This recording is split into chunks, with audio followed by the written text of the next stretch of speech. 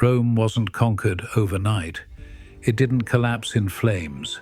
It fell slowly, and not from one cause, but five brutal stages that tore the greatest empire the world had ever known apart from the inside out.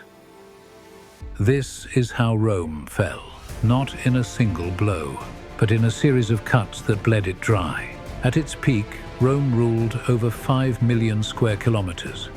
From the windswept moors of Britain to the burning sands of Arabia, from the icy Rhine to the sunlit shores of the Nile. But what the legions conquered, the Senate couldn't govern. A single imperial messenger could take weeks to reach the frontier. Rebellions broke out faster than news could travel. New provinces brought new enemies, unfamiliar customs and constant demands. The empire had stretched beyond its ability to manage. Frontiers weren't just far, they were fragile. Roads needed maintenance, troops needed food, towns needed order, all of it straining the system. To hold it all together, emperors built layers of bureaucracy, tax collectors, regional governors, garrison commanders, and every one of them needed gold, or power, or both. What had once been Rome's strength, its relentless expansion, became its fatal weakness. At first, Rome was rich. Conquest brought plunder, tribute, and trade. But that wealth masked a deeper sickness. As the military campaign slowed, the income dried up.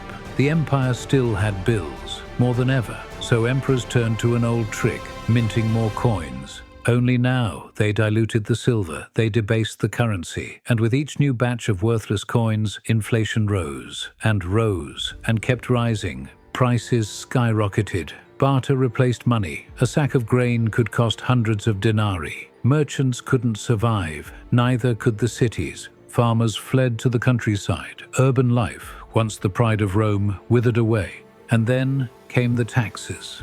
To fund the army and keep the bureaucracy alive, tax collectors turned ruthless. Many citizens hid their wealth or fled entirely. Whole families disappeared from official records. Meanwhile, grain shipments from Egypt slowed. Food riots broke out in city streets. Even the once stable Annona, the free grain dole, faltered. Desperate to freeze society in place, the government passed laws binding people to their trades. Bakers had to remain bakers. Sons had to follow their fathers' jobs. The empire was not just breaking financially, it was locking up its own people to keep them from fleeing the sinking ship.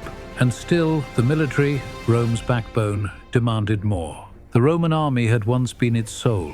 Disciplined, ruthless, and respected across the known world.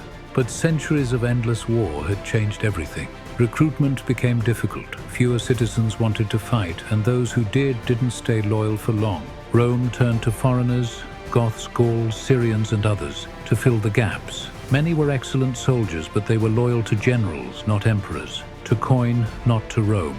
Mercenaries were cheaper, until they weren't. They were effective, until they weren't. And when the pay stopped, the sword often turned against the hand that fed it. Even the elite Praetorian Guard, once Rome's inner circle, became corrupt. They auctioned off the imperial throne, assassinated emperors, took bribes, made kings, and unmade them. Rome's enemies didn't defeat its army. The army defeated itself. The empire was weakening on the borders and crumbling from the center. And that brings us to the most chaotic chapter of all, the fall of Roman politics. If the legions were splintering, the government was already shattered. Between the years 235 and 284 AD, the empire saw more than 26 emperors. Almost all of them died violently. Civil wars erupted again and again. Ambitious generals declared themselves emperor and marched on Rome. In some years, the empire had 3 rulers at once. In others, none that truly ruled at all. Meanwhile, provincial governors amassed private armies. Roman cities fought each other. Entire regions slipped out of imperial control. Not from invasion, but from exhaustion.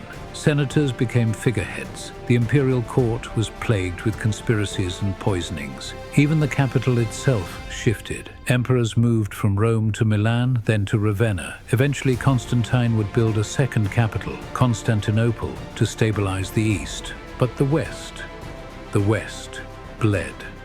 At this point in the story, if you're still with us, you're seeing just how deep the cracks ran in this empire that once ruled the known world. If you enjoy content like this, ancient history, empires, wars, forgotten stories, consider subscribing to the channel. It helps us reach more history lovers like you and keeps Lost to Time growing. Drop a comment with your favorite moment in Roman history, and don't forget to like the video if you've learned something new. Now, let's get to the final blow. The fall didn't come from within, but from beyond the crumbling borders.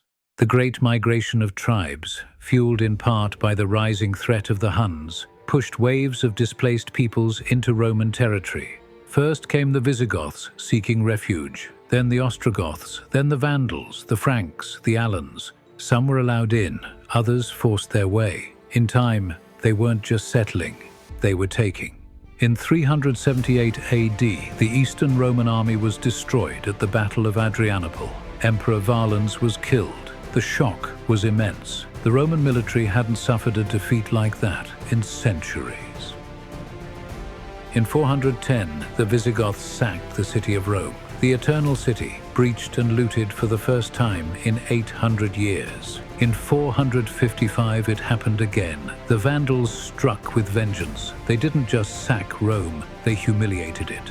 By now, the Western Empire was a ghost of itself, its territories fractured, its armies unpaid, its emperors powerless. And in 476 AD, the last Western Roman emperor, a teenage boy named Romulus Augustulus, was deposed by the Germanic general Odoacer. There was no grand final battle, no dramatic last stand. Rome simply stopped being Rome. But its story didn't end there. The Eastern Empire, what we now call the Byzantine Empire, would carry on for nearly another 1,000 years. Its influence, language, law, and engineering would ripple across Europe and beyond. Even in ruins, Rome endured. In the roads beneath our feet, in the words we still speak, in the ruins that still rise from the earth, the empire fell. But Rome never truly died.